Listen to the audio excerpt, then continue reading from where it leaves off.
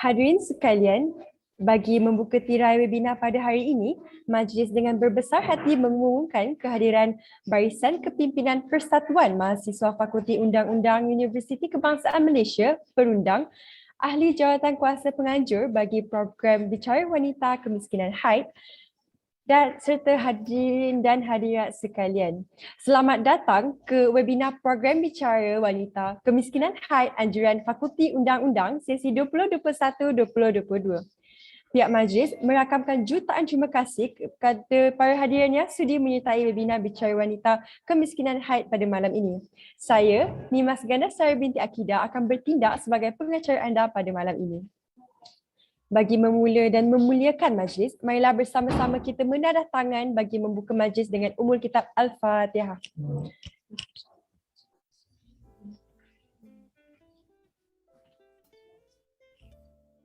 Amin, amin, ya rabbal alamin. Hadirin yang dikasihi sekalian, sebelum kita lanjutkan perbincangan, ingin saya perkenalkan terlebih dahulu panel jemputan kita pada malam ini, iaitu Dr. Sharifah Fatimah Al-Zahra binti Said Hussein. Beliau merupakan seorang pensyarah kanan, penyelaras Jabatan Sosiologi dan Antropologi, Isu Sosial dan Pusat Pembangunan Universiti Islam Antarabangsa Malaysia IIUM.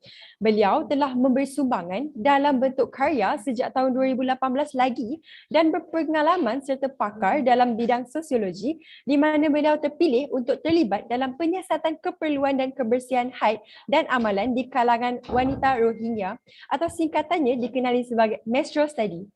Hadirin dan hadirat sekalian, saya pasti anda semua tertunggu-tunggu untuk mendengar webinar kita pada malam ini. Baiklah, tanpa melengahkan majlis, dengan segala hormatnya mempersilakan Dr. Sharifah Fatimah Al-Zahra untuk memberikan perkongsian pada malam ini. Dipersilakan.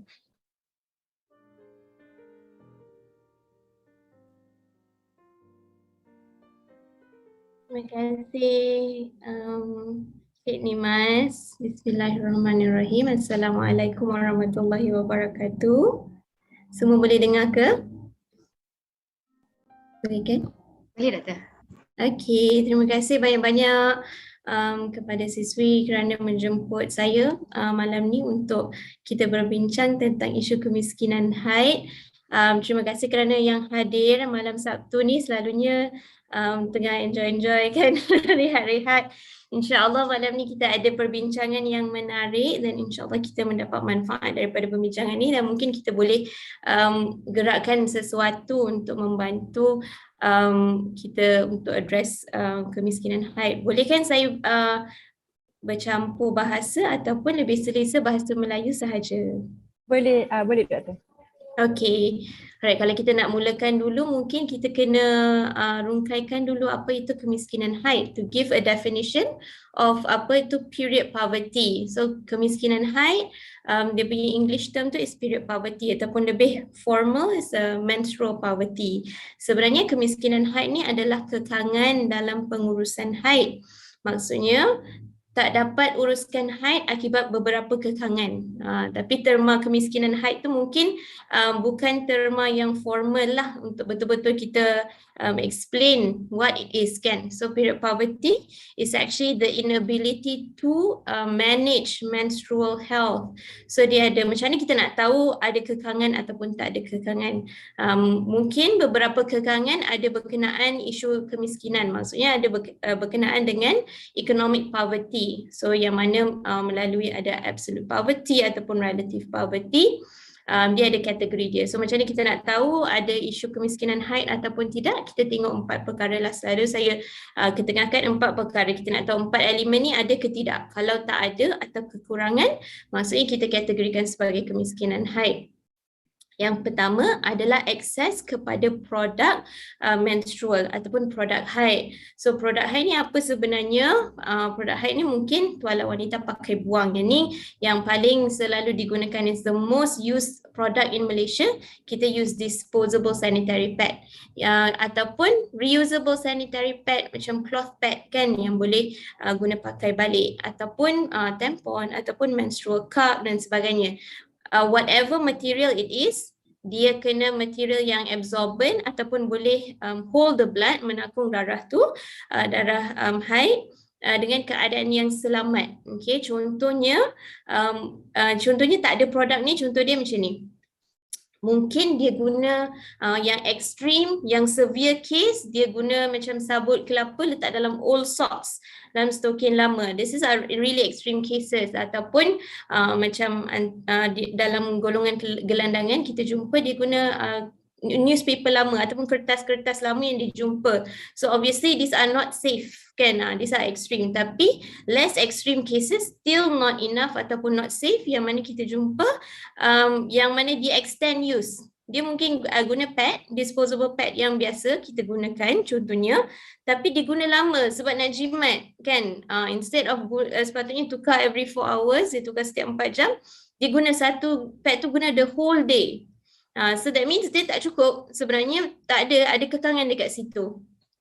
Ataupun guna kain. Kain tu boleh gunalah, maksudnya kain yang bersih, dia basuh bersih, dia sidai semua tu.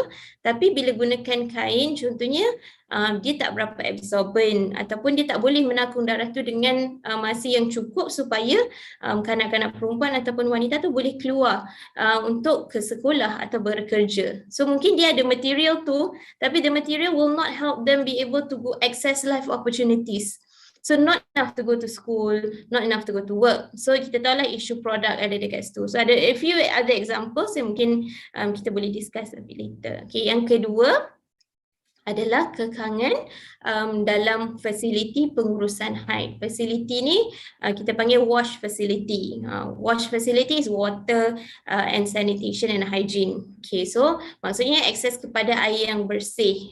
Yang ni kita nampaklah mungkin akses kepada air yang bersih extreme cases ataupun severe cases yang mana di kawasan pendalaman dia tak ada langsung akses kepada air yang bersih. So air yang digunakan tu mungkin bukan air yang selamat macam tu. Lagi satu, kita tengok ada tak toilet ataupun sanitation care lah, maksudnya untuk uruskan haid tu we need to wash ourselves dan sebagainya, ada tak akses kepada those things. Lagi satu, sabun basuh tangan. Kan, kalau kita tengok isu sabun basuh tangan ni, kadang-kadang kita pergi public toilets tapi tak ada sabun basuh tangan. So after kita take care of ourselves, kita nak basuh tangan dah tak ada. So tu ada isu lagi satu lah. Yang ketiga adalah ilmu tentang haid ataupun reproductive health. Tahu ke tak macam kitaran haid tu berapa lama, sakit, senggugut tu normal ataupun tidak, macam mana nak faham contohnya basic knowledge pasal reproductive health.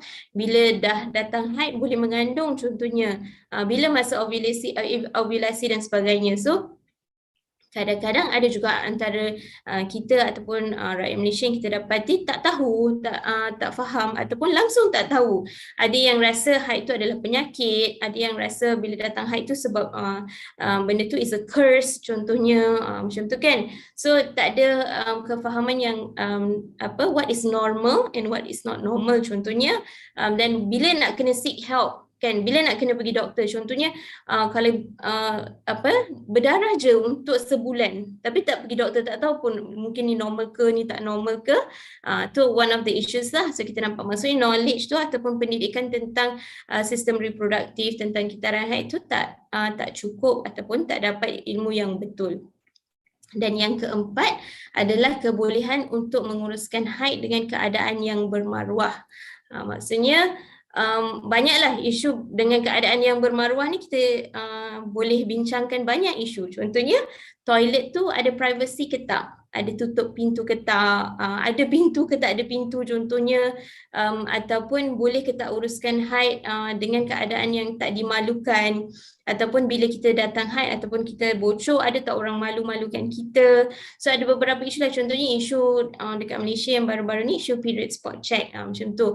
Maksudnya nak cakap anak-anak perempuan ataupun wanita dapat tak uruskan haid dengan keadaan yang bermaruah. Jadi banyaklah isu, ada tak we get discriminated for having menstruation, for example, tak diberi peluang akses kepada certain jobs, ataupun kalau kita tengok ada anak-anak perempuan yang bila dia datang haid, they are not allowed to go to school anymore sebab kira dia dah besar, now is the time for them to get married kan.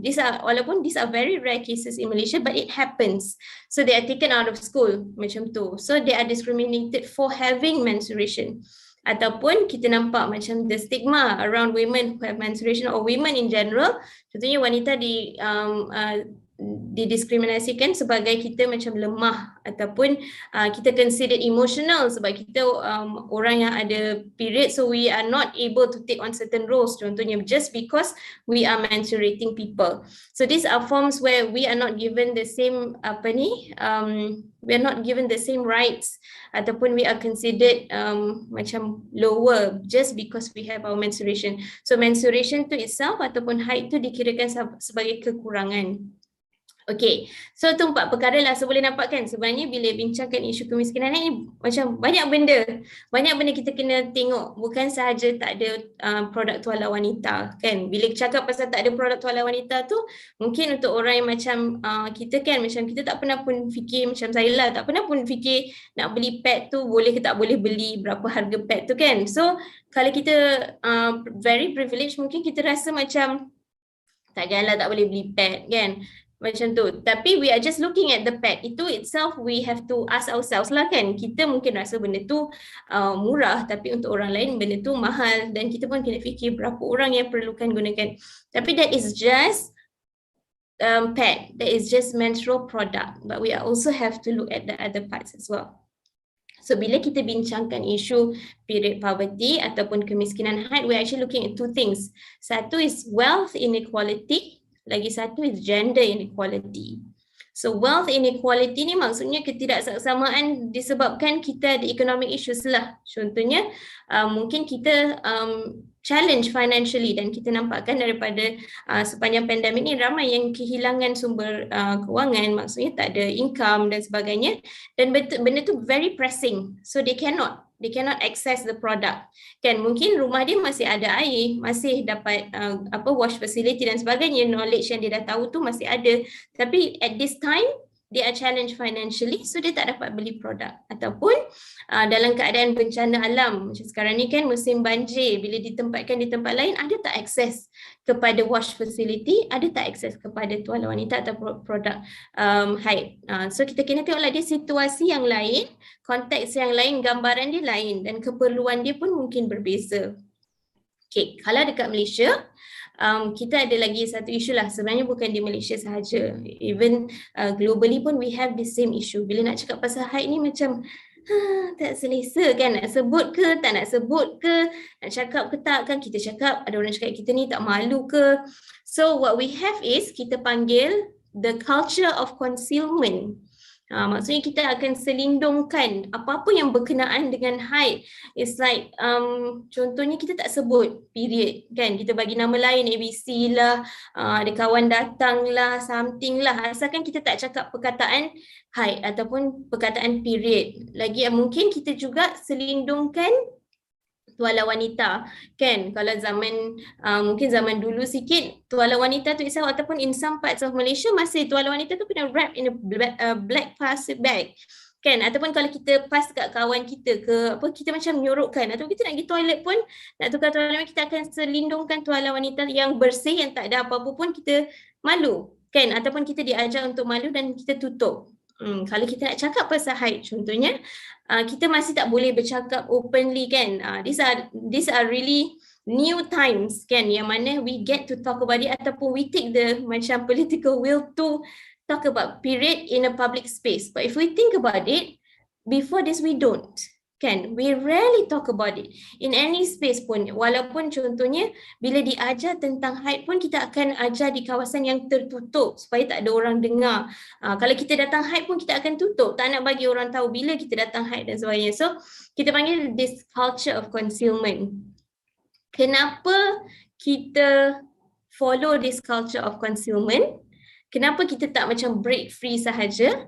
The culture of concealment, okay, ada sociologist berkata culture of concealment ni dia held by, kita panggil the imperative. Sebagai wanita, we hold on to it, kita internalize it, sebab kalau kita tak buat, dia punya all the stigma yang berkenaan dengan period, yang berkenaan dengan menstruation tu akan terpalit kepada kita. So kita tak nak. Contohnya, the idea that haid tu adalah satu benda yang kotor, it's considered something that's dirty, ataupun dia satu benda yang shows that we are weak, ataupun it shows that we are diseased ataupun kita ada penyakit, ataupun benda tu adalah benda yang memalukan. So disebabkan benda tu, kita pun tak nak. Kita pun tak nak terpalit dan orang tahu kita ada period. So kita internalize that feeling as women. So we take on the imperative to hide it. Contohnya kalau bocor, tak nak orang tahu kita bocor kan. Macam kita berusaha ramai-ramai kawan tolong coverkan semua tu because we don't want anybody to know that we have our period contohnya. Ataupun we are in pain, we need to change our sanitary pad ke apa ke. So we keep it. So this culture of concealment ni, dia menjadi satu isu yang membuatkan perbincangan tentang haid ni susah untuk kita adakan. Dan disebabkan kita tak ada apa-apa perbincangan ataupun perbicaraan or conversation about menstruation, then whatever issues we have is hard for us to address. Whether it is poverty issues, whether tak ada wash facilities dan sebagainya. So the culture of concealment tu slows down ataupun completely stops the conversation. Cuba bayangkan macam I selalu bagi this cliche example lah kan. Kita dah boleh pergi ke bulan kan, macam we can already go to the moon. Tapi macam design sanitary pad tu macam tu juga kan. Maksudnya there's no advancement in terms of innovation. If you think about it, over 49% of the human population is females kan, dan at any time ada 800 juta orang yang tengah menstruating at any given time. That's a lot of people kan, and we do that for 30 years. Kita akan continue to menstruate untuk 30 tahun hidup kita. So that's a lot of people. So sebenarnya kalau tengok isu market, akan sentiasa ada market untuk orang purchase produk contohnya ataupun guna facilities. Tapi the culture of concealment really covers everything up. So kita tak bincangkan isu tu. Dan kita tahu daripada report World Bank, 500 juta wanita at least tidak ada akses kepada produk dan wash facilities. That's 500 million people not having access to proper facilities. And 1.8 billion don't have proper knowledge. We can ask ourselves, do I really know about my menstruation? Saya tahu tak, macam the women around me ataupun the girls around me, adik-adik kita tahu tak sebenarnya kitaran haid tu apa, what's normal, what's not normal kan, how do we go about it, mana nak tanya dan sebagainya. So we know that we have a real issue. It's not something yang macam ada 2-3 orang je lalui, so macam pandailah kita tolong dia lah diam-diam kan. It's not really something that we do privately. It's a public issue. So it's an issue that we all have to address together. So one of the things yang kita kena buat adalah to address the culture of concealment dulu. So for example, things yang we can do like this lah. Kita open up the conversation supaya perbincangan yang diadakan adalah perbincangan yang sihat dan perbincangan yang selamat, dan dia adalah something yang respectful dan supportive. Bukan to shame anybody, bukan really to macam talk about things in a dirty way contohnya. Just to unpack the problem. And so that we can all address it kan. The more people understand the issue, the more kita boleh raise the awareness, the better we can address the problem. Because semua orang ada strength yang berbeza kan, ada expertise yang berbeza. Contohnya macam myself, I'm a sociologist. I study the social part of things kan. Tapi there may be people who are experts in technology, in design, who are experts in areas like macam you all experts. You are going to become people who have things to do with law, that you can change certain things kan in your own area, because it affects so many people. So dia punya relevance tu is applicable to so many people kan. So that's something we have to do first. Okay, dalam konteks Malaysia, siapa yang terkesan dengan kemiskinan haid? I think ramai orang nak tahu ni kan, who is exactly facing issue of kemiskinan haid? So daripada 4 elemen tu kita dah boleh macam identify kan. Sebelum ni mungkin kita tak tahu, but because we can define the term period poverty, dan kita ada satu terminology, it gives us better understanding. And it also explains certain things. Maybe some of us, we have experienced period poverty, but we didn't know what to call it. Kan? Is it sebab kita poor ke? Is it sebab apa ke? Kita pun tak tahu nak cakap apa sebenarnya. Tapi because we have a name, jadi kita boleh categorizekan dan kita boleh address problem tu lah. Okay, sekarang ni dekat Malaysia kita belum ada banyak kajian lagi. Maksudnya kita tak ada national level punya data to know exactly berapa ribu orang ataupun berapa juta orang yang affected ataupun yang terkesan akibat kemiskinan haid. Jadi apa yang kita ada adalah we are really at the forefront of the research kan. So what we know is ada beberapa kategori lah daripada perbincangan kita dengan NGOs dan mereka yang bergerak di lapangan, kita ada beberapa kategori. So saya mulakan dulu dengan kategori yang sangat terkesan akibat kemiskinan haid, yang 4 elemen dia tidak ada. So kita dapat kes-kes yang macam ni kebanyakannya di kawasan pendalaman. Maksudnya betul-betul di kawasan rural, remote areas memang all 4 elements tidak ada. So they don't have access to clean water, they don't have access to toilets, they don't have access to hand soap, they don't have access to disposal management. Dia tak ada akses juga sebab dia jauh terpinggir, dia tidak ada akses kepada produk. Dan produk tu bukan sahaja tuala wanita pakai buang, tak ada juga kain yang cukup dan kain yang bersih. Dia tak ada akses kepada pendidikan tentang kitaran haid, tentang sistem reproduktif. Dan kalau tak ada toilet dan tak ada space, they don't have the privacy to do it. Dan they are discriminated in a lot of ways sebab dia menstruate. So we have cases in Sempurna yang mana sangat ekstrim. Macam ada adik macam umur 9 tahun datang period awal, kena marah dengan mak ayah sebab datang period. Lepas tu they taken out of school, not allowed to go to school sebab menyusahkan. Dalam macam mak ayah susah nak cari duit, nak beli makanan ke nak beli pad untuk seorang ke nak beli makanan untuk semua orang. So it's not an option lah. Macam I cannot do that. So they take the kids out of school. And then they don't have toilets at all kan. Then dia dimarah sebab dia datang haid. Padahal bukan pilihan kita bila haid tu nak datang. When is our first menstruation? We don't get to choose that. Tapi there is no understanding. There's no proper understanding. Then we find cases kan, macam if you follow the stories about period poverty, mungkin ada dengar macam ada isu kemiskinan haid sampai pilih untuk mengandung. Pasal kita macam apa dia buat ni, kenapa dia pilih untuk mengandung, ada anak kan mahal lah macam tu kan. A lot of people contest these cases kan. So originally I was also trying to nak cari jugalah macam mana nak dapatkan data tentang isu orang yang pilih mengandung. When I first heard it, I was also cautious lah. Maksudnya bukanlah tak percaya, tapi macam apa keadaan yang betul-betul memaksa seseorang untuk pilih mengandung daripada uruskan haid contohnya. But as a sociologist, we learn that kita kena faham konteks hidup orang juga kan.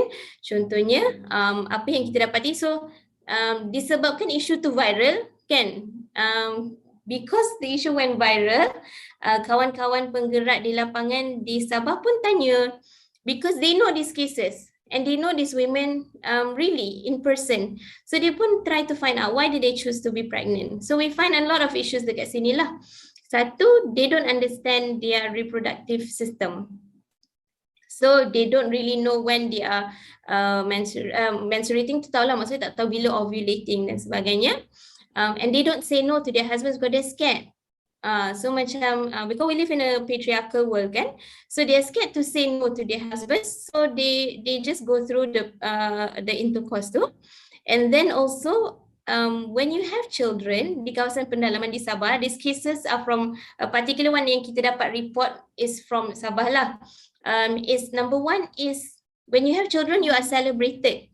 But when you're menstruating, you're not really celebrated. So the option to have children is very welcoming. Kan macam it's good. When you beranak tu macam contohnya kan, kalau orang Islam kita percaya that bila ada anak tu rezeki and you celebrate that. So we can empathize lah. Kita boleh faham konsep yang bila ada anak tu women are celebrated for becoming mothers. So it is a pull dekat situ.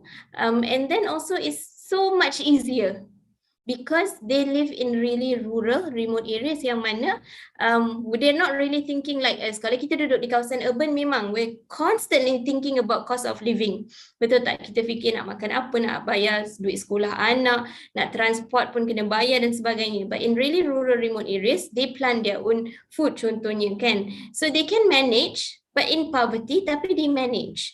So there's no real thinking of that. Lagi satu, they're not thinking that far. Contohnya macam kita, we are privileged enough to think macam anak ni nanti nak masuk universiti mana, so I kena simpan duit daripada awal, daripada dia kecil buka tabung SSPN contohnya. We can think really far because we have that privilege of safety, of security tu, and they don't have that. So these are cases yang kita jumpa yang finally we get to hear from them why they chose to do these things lah. Kiranya is because of a lot of issues. So sometimes kita think that it's just a pet issue. Kan? We don't understand the context yang mana they live in poverty and they live remote from us. Contohnya in cases yang mana they are in pendalaman lah. I have heard from NGO friends about cases in urban areas juga.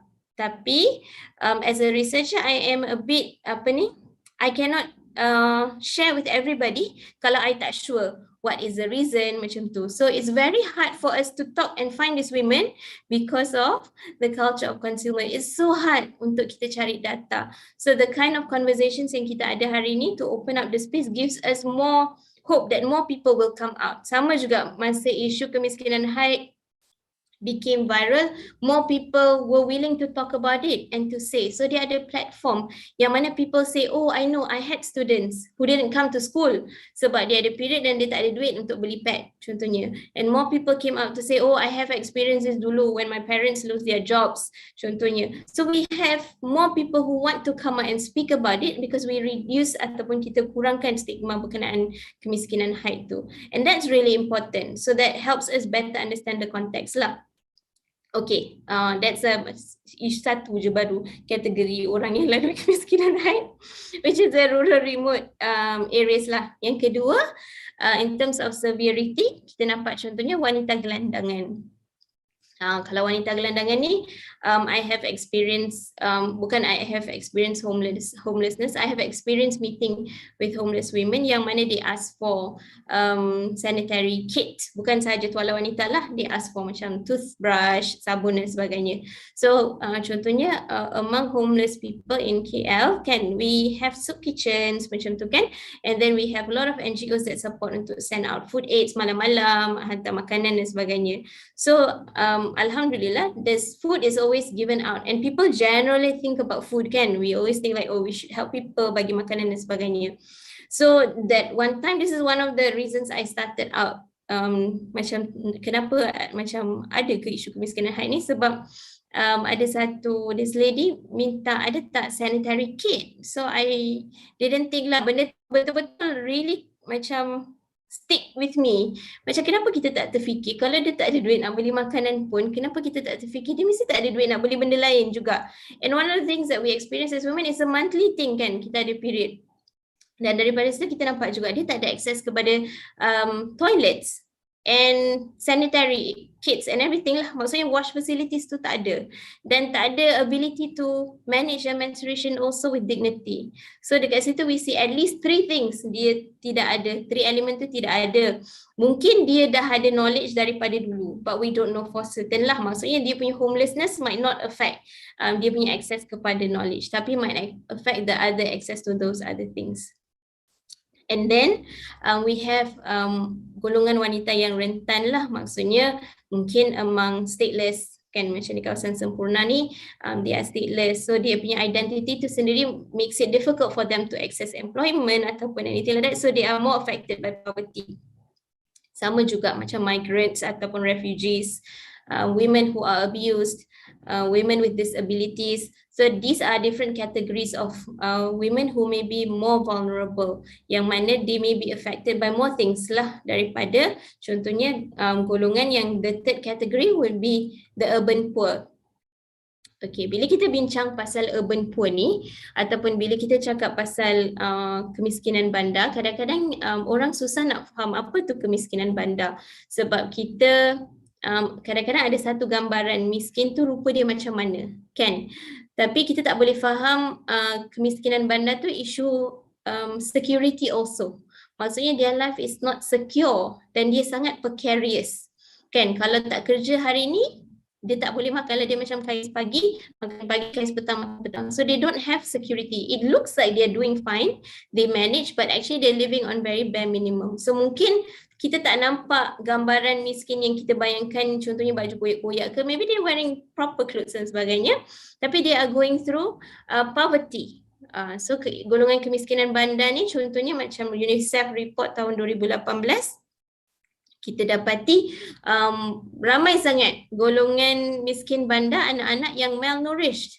Then that report really shocked us kan, to think. But then we have to think juga, nak beli curry puff ke, nak beli apple kan, roti canai ke, ataupun nak beli tepung, boleh masak ataupun buat nasi, ataupun you want to buy your kids apple. Satu apple tu kadang-kadang RM3, RM4 for one child. Tu baru satu serving buah kan. Kalau nak bagi anak 5 serving sayur dan buah dalam satu hari, it's not very affordable for those living below the poverty line. So it's not realistic, dan kadang-kadang keluarga yang besar, anak kadang-kadang 9 orang, 10 orang. So the same with menstrual poverty. So among the urban poor, we find cases of period poverty juga. And most of the cases of period poverty among the urban poor is product. This is the issue of product poverty. So kita nampaklah dia kadang-kadang ada tuala wanita. Contohnya one of my research with young women living in urban poor, dia ada disposable sanitary pad. So sometimes they don't know that they're going through period poverty sebab dia ada je pad. Tapi bila kita tanya macam mana access pad tu, okay, awal bulan mak akan beli pad, kadang-kadang 1 paket 2 paket macam tu, tapi kadang-kadang adik-beradik 5 orang, 9 orang, 11 orang, dan kebanyakan perempuan.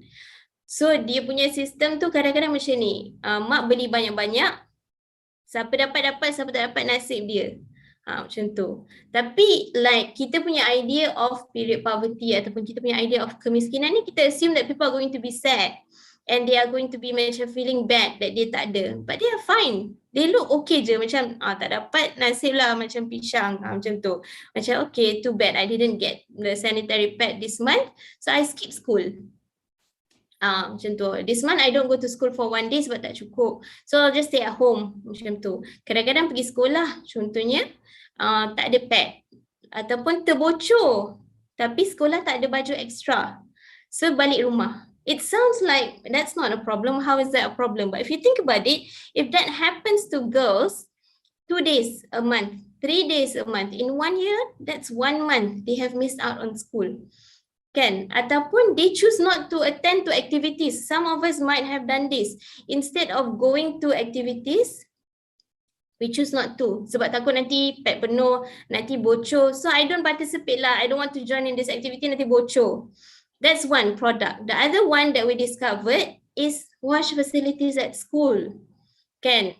Air slow sangat. Ataupun toilet punya rubbish bin penuh, ataupun pintu tak boleh tutup. Kadang-kadang bangunan ni the whole toilet tak boleh guna, it's too dirty, so I'm not going to go to the toilet. So tak tukar pad, the whole day dekat sekolah, sanggup tak tukar pad.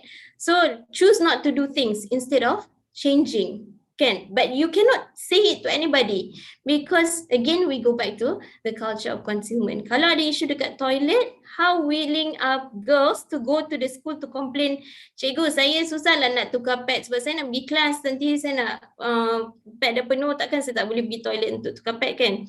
How likely are our girls going to be able to report this and that they will be kept safe? Maksudnya they feel safe enough that they can go. So that's the dignity tu. Ada tak the ability for them to respectfully report to the school that the toilets does not allow us the capacity to change our sanitary pads so that we can go about our day by day, so that kita dah boleh dapat the quality education that we deserve.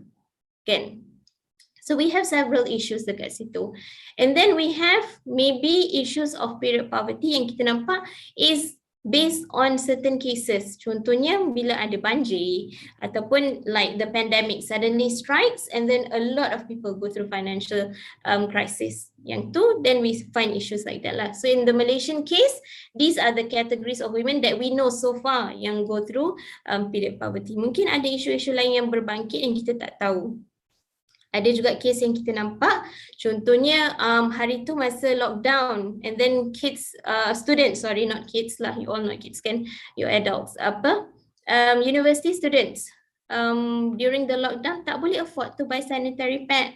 So they requested from NGOs to help send to them sanitary pads sebab tak mampu during the time of lockdown. So contohnya golongan university students ni kita tak tahu lagi how they might how all of you might experience period poverty or not. So we have a lot of things that are still unknown to us that we have to know lah. Okay. And then what are the impacts of period poverty? So what happens if we don't address it, or what is happening as things are going on, kan? Number one, obviously health and safety issue lah. Kita tahu kalau they cannot manage their menstruation properly ataupun resort to using extreme measures macam guna produk ataupun gunakan apa-apa bahan yang berbahaya ataupun dia prolong dia punya use of sanitary pad tu, dia akan mungkin ada health issues. We also find, if you follow the stories juga, ada this person who came out, Puan Endang, she came out and told her story that she decided to starve herself. So dia pilih untuk tak makan, to starve herself. I'm not going to use the word puasa because it's not puasa. To starve yourself is you do not give yourself enough food. So you're not nourishing your body. What happens is when people don't nourish their body, and this is not safe, they don't get their periods. So they take on another extreme measure to, instead of try to buy sanitary pad ataupun try to get help because you cannot afford it, right? And there's a lot of shame around menstruation and asking for help. She chose to starve herself. So she might not have used products that are not safe, tapi you choose another way that is also not safe or healthy for her. So dia pilih untuk starve herself instead of getting period. That's health and safety issues lah. Kalau tak ada access to clean water, we know lah, water and sanitation doesn't just affect issues relating to period, but everything lah, everybody is affected kalau tak ada access to clean water, kan?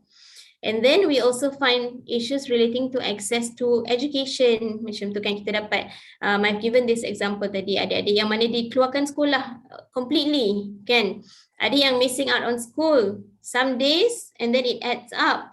Ada yang mungkin missing out on opportunities. We might not think it's a lot, but in the long term, it's a lot, kan?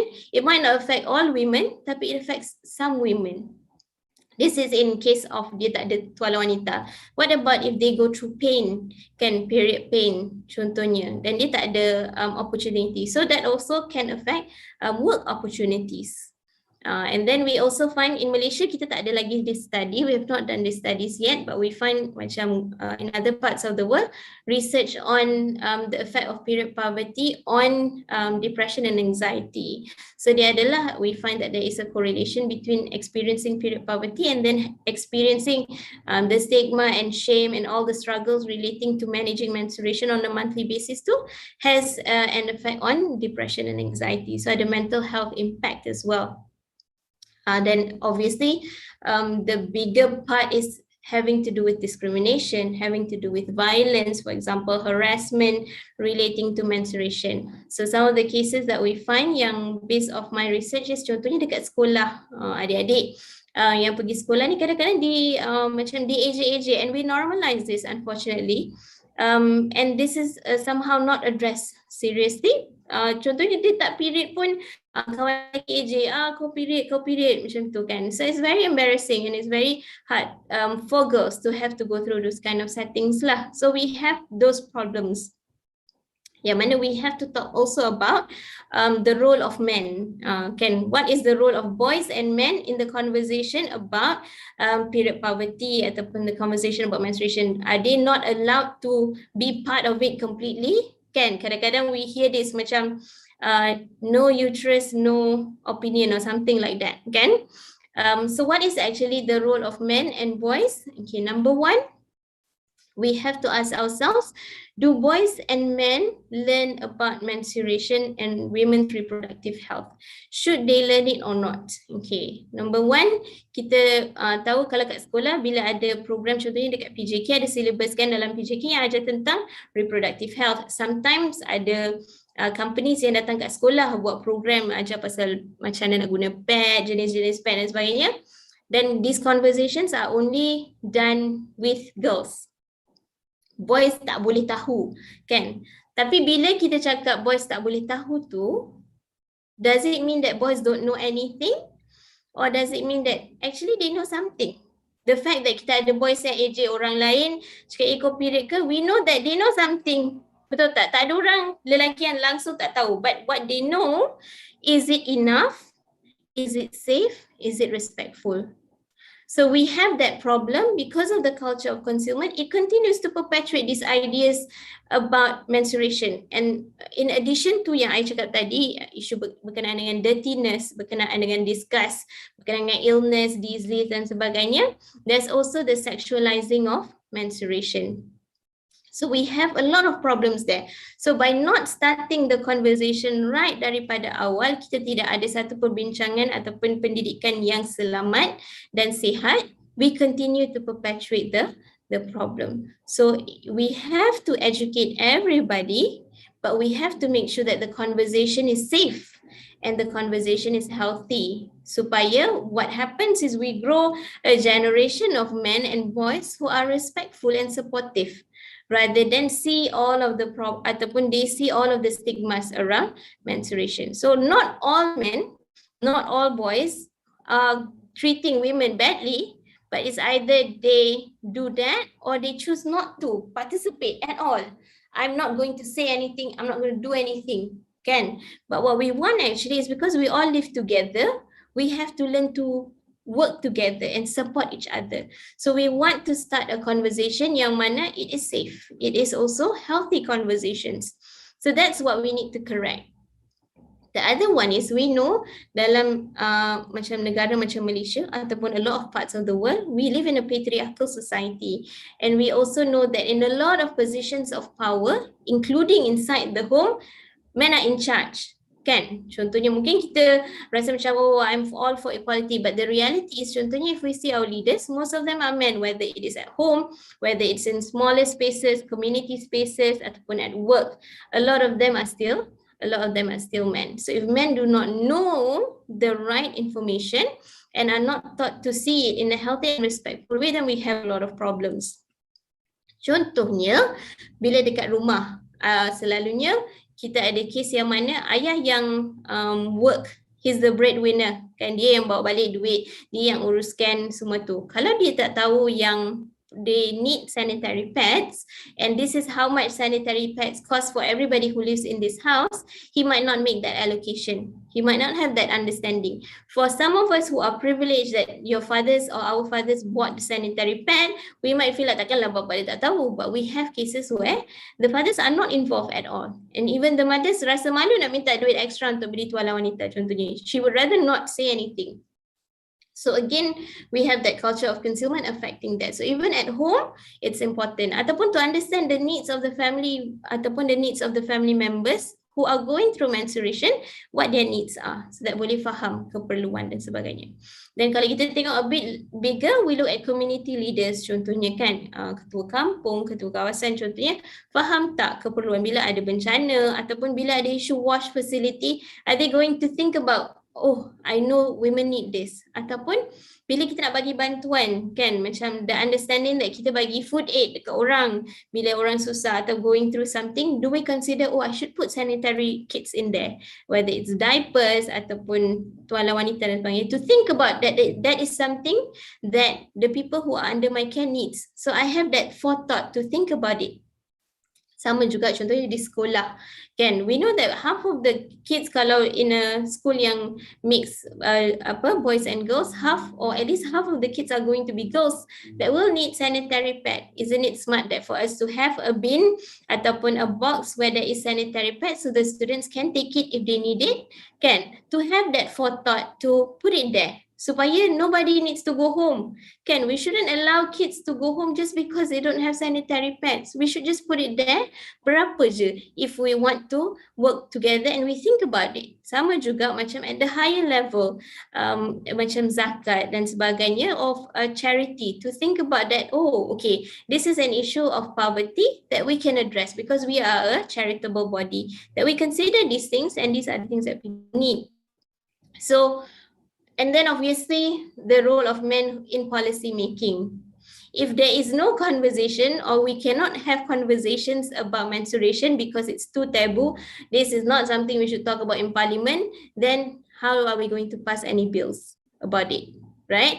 If we do not teach men to speak about menstruation in a respectful way, how do we start to address something? Is it still something kalau kita nak address untuk 15 juta orang, kita kena diam-diam juga?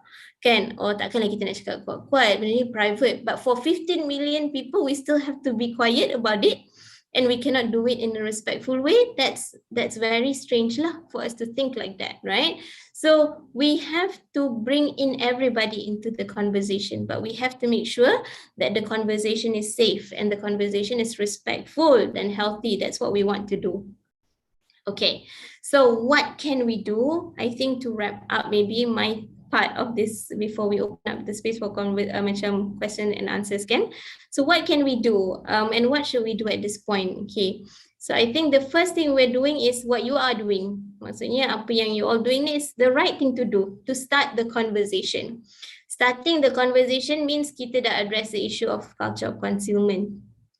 So we open up a safe space supaya kita boleh bincangkan dengan keadaan yang selamat, dan we can bring awareness to the problem. So orang faham, oh okay, period poverty ni bukan pasal isu mengandung je, bukan pasal isu tak ada pet saja. It's a bigger issue. So kita nak make sure that everybody have access to menstrual health, because that's a basic right kan. It's not really asking for a lot. These are not macam luxuries and accessories. Kita go through menstruation on a monthly basis, and we, like I said just now, we do that for a long time. We go through it for 30 years of our life. To expect that that is available for us is a basic right. It's not a luxury of my life to have that kan. So we start the conversation first. So don't stop the conversation. I hope that isu kemiskinan ni bukan isu macam it's a viral issue, let's talk about it, and then we don't talk about it and think about it. Sebab it's not something that's going to end. Sebab as long as we're women, we're menstruating women, we will always have issues about this. Sebab tadi kita cakapkan issue is a gender equality issue.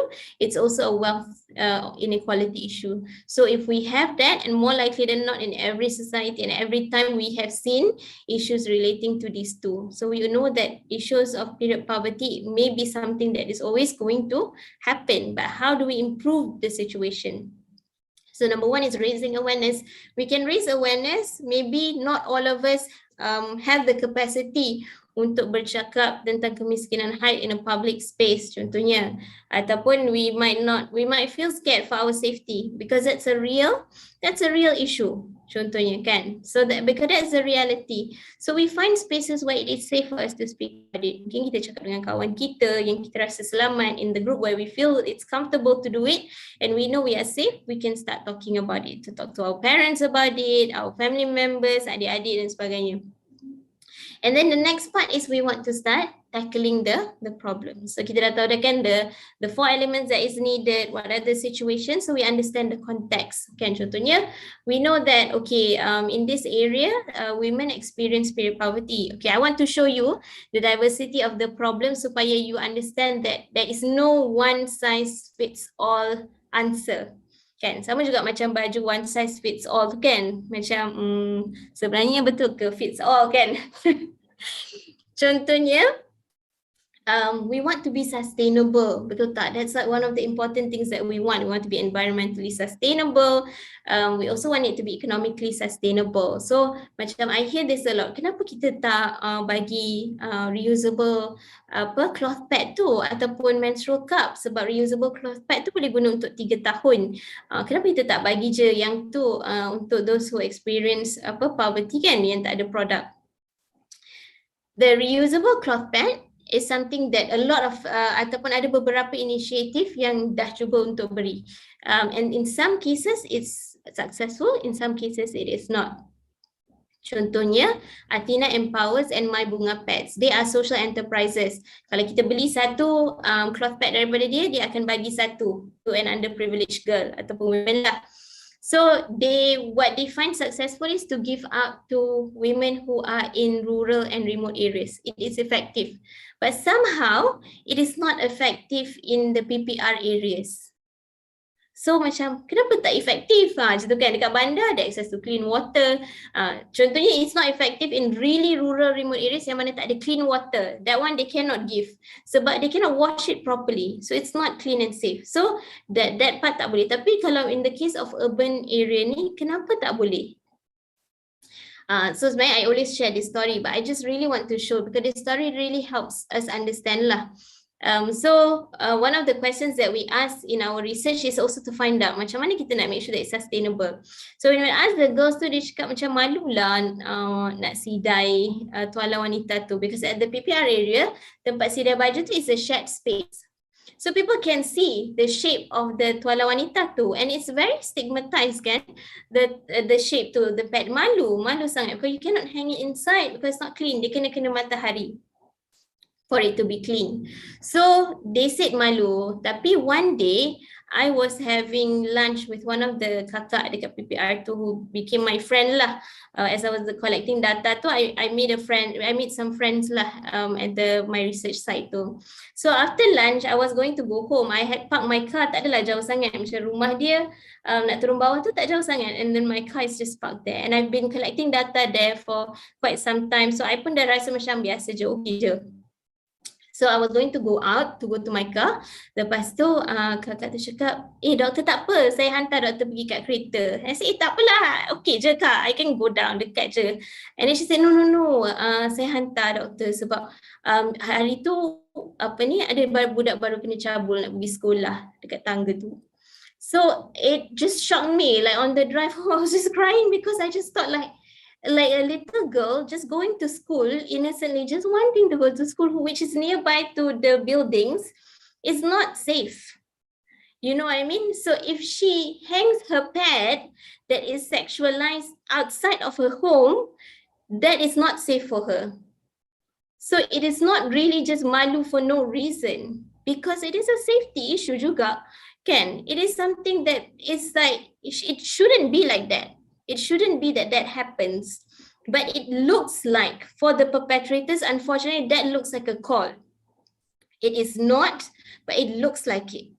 So it's not safe at all. It's not just the issue of diorang malas ke, they have an attitude problem ke. The context of where they live to and the situation is also important. So we have to really understand the context of where we are addressing the problem. The other one is, contohnya macam NGOs kan, sometimes we really want to help people. So kita dah beli macam tuala wanita yang disposable pads to send out to perkampungan, to remote areas. So what happens is, they don't have disposal management. So dah hantar like a big macam shipment of disposable sanitary pad.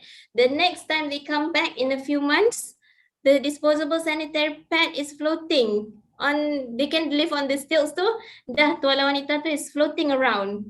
Then we have created another environmental issue because we didn't think that, they cannot dispose this and it's not compostable, kan, the normal sanitary pad. So we have to think, if we want to come up with a sustainable solution, we have to know that benda tu is environmentally sustainable, yes, but it is also sustainable in the social and cultural context that they live in. So we have to get to know our people. Kita tak boleh macam, kita bagi je lah apa-apa kan kalau they need it. We have to get to know them so that we know that the solution yang kita bagi tu is a solution that is effective and is a solution that's sustainable in the long term. Sama juga macam menstrual cup. Kan, macam orang tanya kenapa tak bagi menstrual cup? Menstrual cup tu boleh tahan 7 hingga 10 tahun. The simple answer to that is to ask, are you as a privileged person easily able to think that you would use the menstrual cup? Right? As a very educated person, do you think that you would use it, or you also have some reservations about using it? You pun rasa macam, kan, we have the culture of, contohnya we have certain cultural things relating to virginity that we have not unpacked that yet, kan. So it's hard for us to macam, dah you miskin, you guna je lah ni, contohnya lah kan, to say that you cannot afford it, why are you so picky, kan. But we have to think the reality of things and we have to be empathetic to people. But I have like a small example to give like macam solution for issues relating to menstrual cup ni, that we are at the forefront of it, we're still trying to figure out whether this is working or not. Okay, contohnya we find that research or studies ataupun initiatives or projects that they do in Kenya, what they do is they want to get their girls to go to school, so they give menstrual cups. Sama juga ada isu stigma berkenaan virginity dan sebagainya. What they do is they have a support group. So it's not just bagi product and leave. So they follow the girls, they educate the girls, they support the girls and sebagainya, and it is effective. So they find it's a very effective solution. So what we did was, in Malaysia, we were very lucky because we managed to work with a donor. So donor had given out menstrual cups. So they gave it to a big population of urban poor girls. The 3 types of menstrual product: the disposable sanitary pad, reusable cloth pad, then menstrual cup. Rata-rata nobody used the menstrual cup, but we had 2 cases of the girls that used the menstrual cup. So what is the difference between these 2 cases and everyone else? Is that they knew someone else that used the menstrual cup. So that could be like one of the things that we learn lah. Maksudnya the support is important. Sama juga macam kita, if we want to use the menstrual cup, contohnya we are more likely to be convinced and to know that everything is okay. We know someone else yang macam kita tahu, kita kenal sangat adik-beradik kita ke, mak kita ke, our close friend yang dia guna menstrual cup dan dia okay. Maksudnya nothing bad happened to them. And we know we can talk to them about it. So that support is as important as the product. So for example, if you think that you want to pursue that, this is just like a tip lah. You get to know your population, then you figure out how can I not just give the product ataupun the material things, but also provide support. I think it is time for us, Ken, as a population, because Malaysians are so helpful. Kita ni macam we're always helping everybody. There's so many NGOs who help everyone. But what we don't do is we don't do things sustainably. We do things macam one-off. Kalau macam kena bagi duit infak ke, nak bagi sedekah ke, nak tolong orang ke, cepat je kita macam salurkan duit kepada bank account contohnya. But we don't think about how do we elevate people out of poverty? How do we make that the help that we give to runs for a long time, so that the same girls that go through period poverty ni dah tak ada, so that they can think about how can I help somebody else pula, kan? So we need to start doing things lebih long term lah, bukan touch and go, kan? Kita touch so kita pergi tempat lain pula. We want to create real things, so we have to get to know our community and build good relationships supaya people can get out of poverty rather than kita buat sekejap-sekejap. Because in the case of menstruation, is something that happens all macam every month, so we cannot just bagi pad tu sebab dia takkan sustainable. Kalau kita bagi a pack of sanitary pad tu, it's just for a while. So we want to think about it in the long term.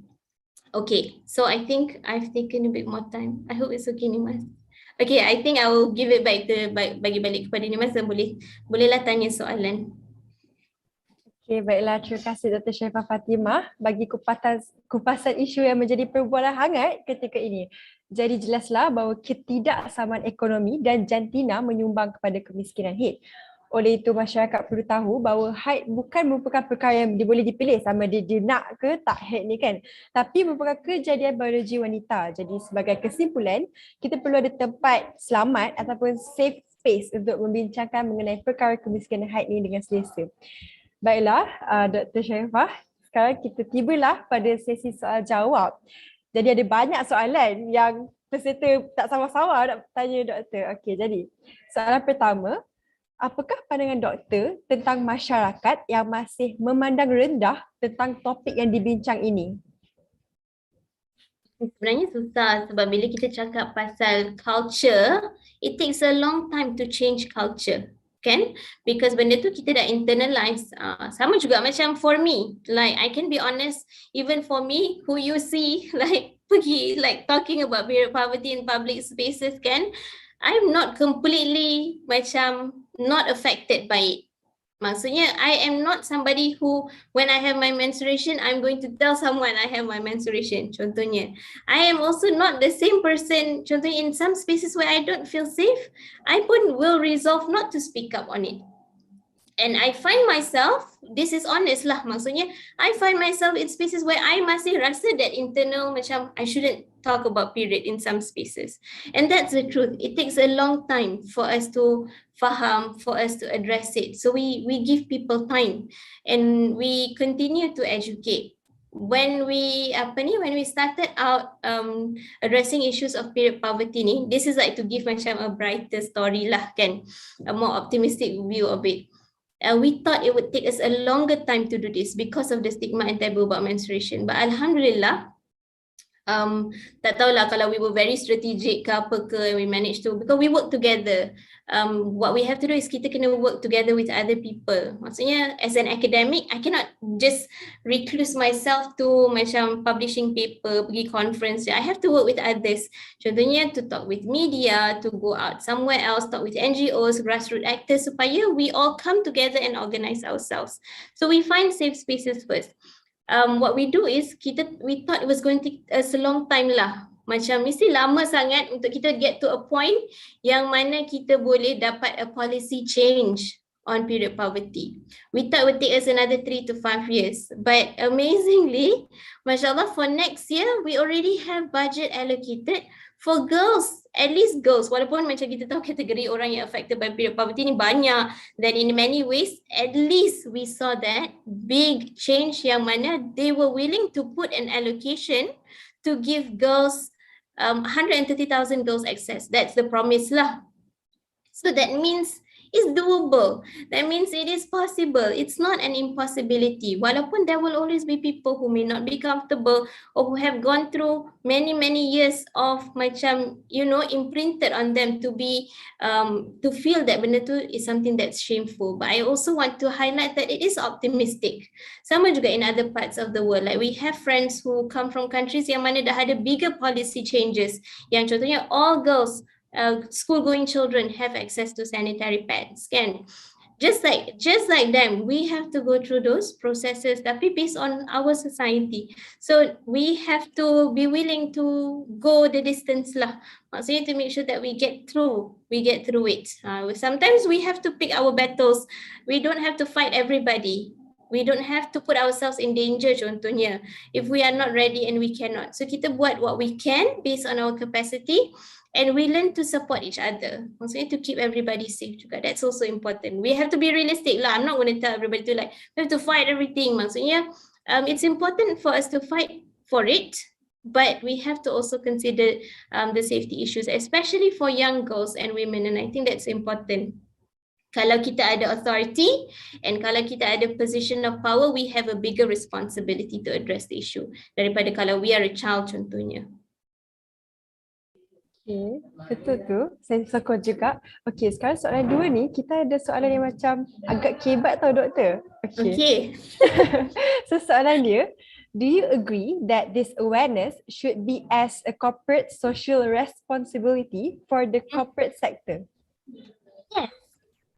So I think macam kita raise awareness ni, macam saya cakap tadi kan, kita raise awareness ni it's not just for the public ataupun not just for children, university students ataupun educators. We raise awareness for everybody sebab everybody ada role. Yesterday, I was giving a talk about the role of Islamic social finance in addressing period poverty, which is very specific to satu area sahaja. Contohnya Islamic social finance ni berkenaan dengan zakat, sedekah, wakaf. How can they think about solutions to help period poverty? So just now I mentioned contohnya people who are working in design or innovation. Contohnya most of us in Malaysia use disposable sanitary pad, which is not environmental friendly. Why don't we have better products at a price that is affordable, that's better for our environment? Ataupun in Malaysia, most Malays will wash our disposable sanitary pad, and we have a lot of problems there. Even though macam Islamically we are not asked to wash our disposable sanitary pad, maksudnya boleh je kita buang dengan bersih dan kita wrap properly dan buang. Tapi culturally we learn to wash it, And what happens is when kids ataupun women wash their sanitary pad, we have other problems. Contohnya, like we have clogs in the drains dan sebagainya because it's not done properly, or people flush it down the toilet and things like that. So we have problems relating to that. And if most women who menstruate want to wash the disposable sanitary pad, why is there no sink in the toilet for us to do that? Right? Why is it that we don't design the toilets to make it comfortable for women to wash their sanitary pad? Contohnya, if we don't want to change that culture of washing, why don't the design follow what the people want? Contohnya. So people in design have roles to play. Contohnya like macam disposable sanitary pad. This might be a really macam unnecessary punya addition, but it just shows how much we're willing to put attention to it, kan?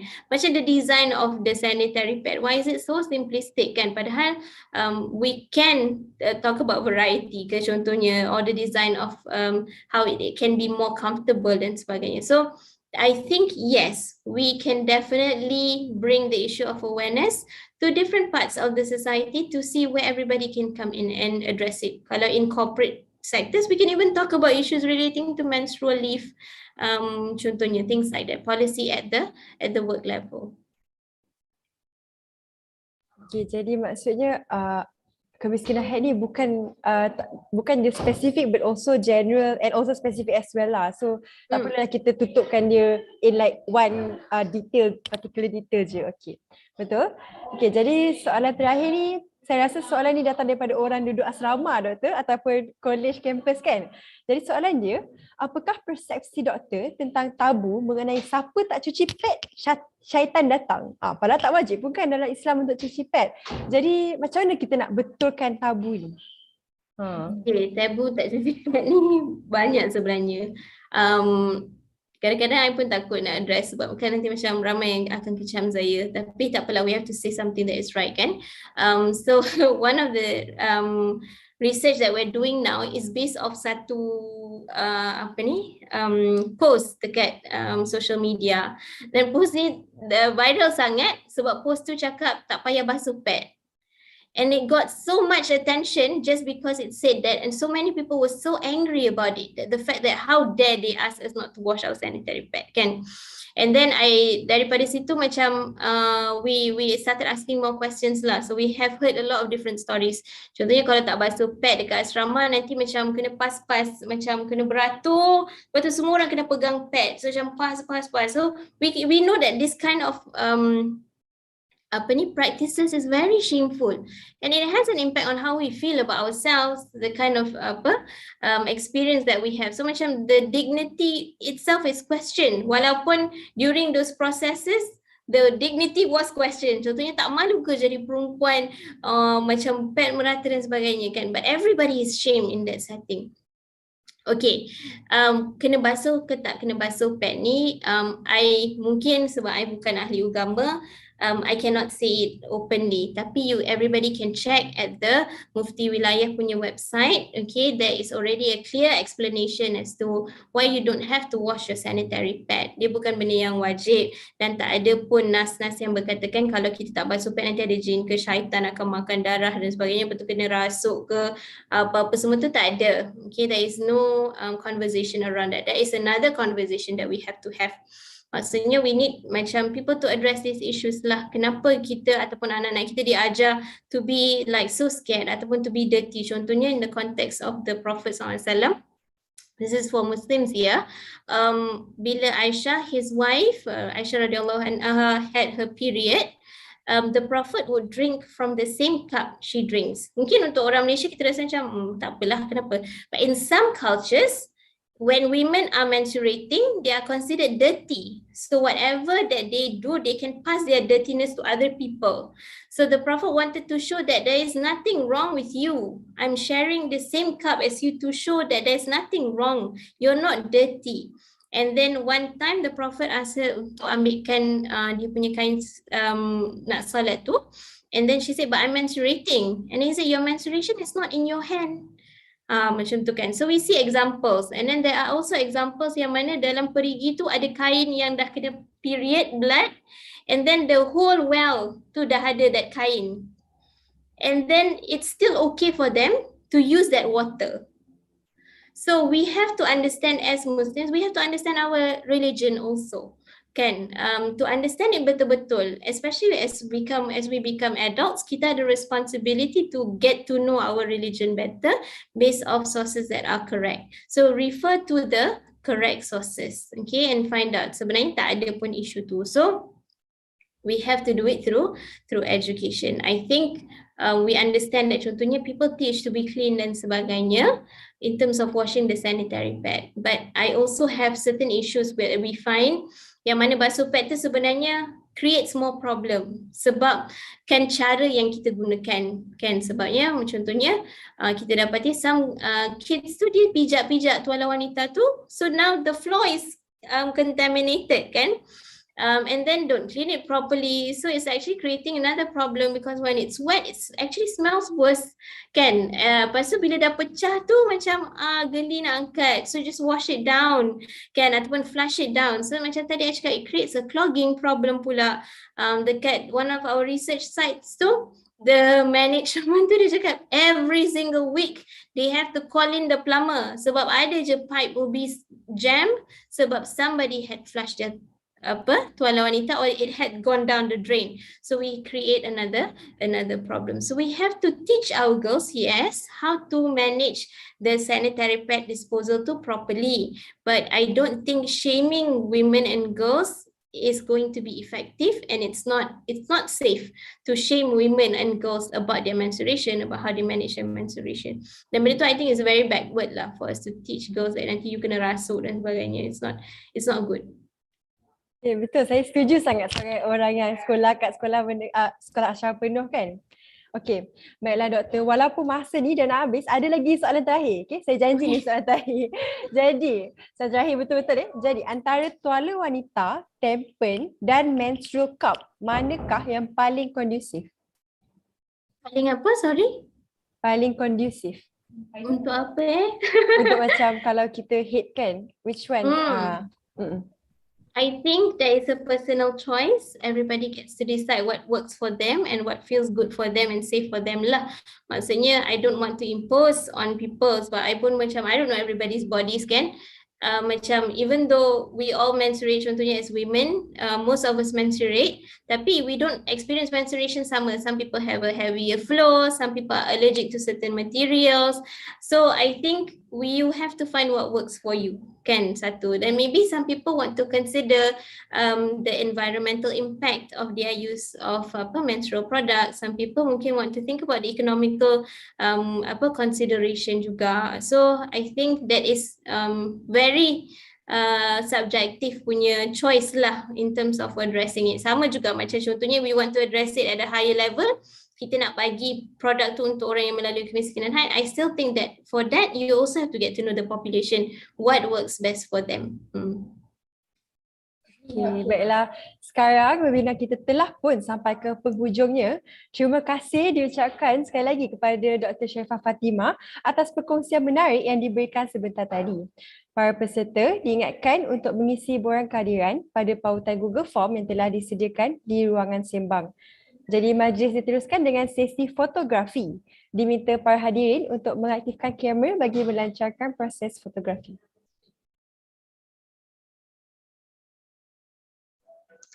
Okay, smile. Okay, I will capture it now. Okay, 1, 2, 3. Okay, one more time. 1, 2. Okay. Is there anyone else? Okay, 1, 2, 3. Okay, freestyle. 1, 1, 2, 3. All right, thank you.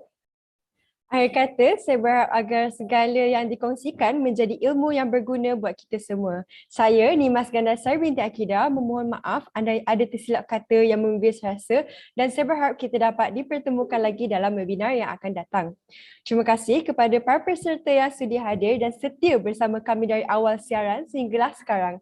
Jutaan terima kasih kepada Barisan Kepimpinan Persatuan Mahasiswa Fakulti Undang-Undang Universiti Kebangsaan Malaysia, Perundang, ahli jawatan kuasa bagi program ini yang bekerjasama menjayakan webinar dalam malam ini. Terima kasih juga diucapkan kepada Dr. Siti Nurhafizah Azizan, penasihat perundang, dan jutaan terima kasih diucapkan sekali lagi kepada panel jemputan kita pada malam ini, iaitu Dr. Sharifah Fatimah Al-Zahra yang sudi berkongsi pandangannya. Jadi kepada semua pelajar, jangan lupa untuk terus menyokong program-program yang akan dijaga oleh perundang. Kita tutup majlis dengan surah Al-Ars dan tasbih kifayah. Sekian, Assalamualaikum warahmatullahi wabarakatuh dan selamat malam. Thank you so much, Doctor. Thank you so much for Thank you, coming. Doktor. Terima kasih, Doktor. Thank you everybody for having me. I'm so honored to be here. Please keep in touch. You can always find me on my social media platforms. Okay, Doktor boleh share, Doktor? Social media, Doktor? Boleh Fatimah boleh Al-Atas. You can find me on Fatimah Al-Atas that I share dekat chat. Okay, boleh. So, boleh follow? Okay. Okay, everybody. Good night, Hope you all Doctor. have a good weekend. All right, thank you, Doctor. Okay, good night. Assalamualaikum. Salam, thank you, Doctor.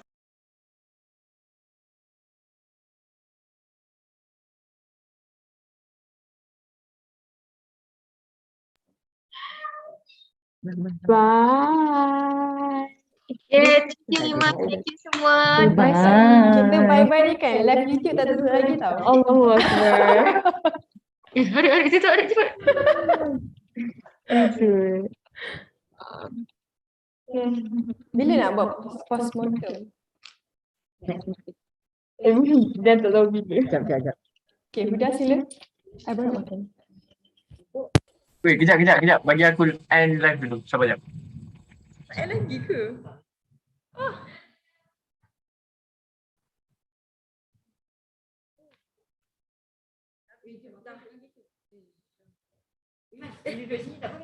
Farid. Kau punya. Oh, boleh. Janganlah tak tidur sini. Wait, jangan cakap apa-apa dulu. Aku belum end live.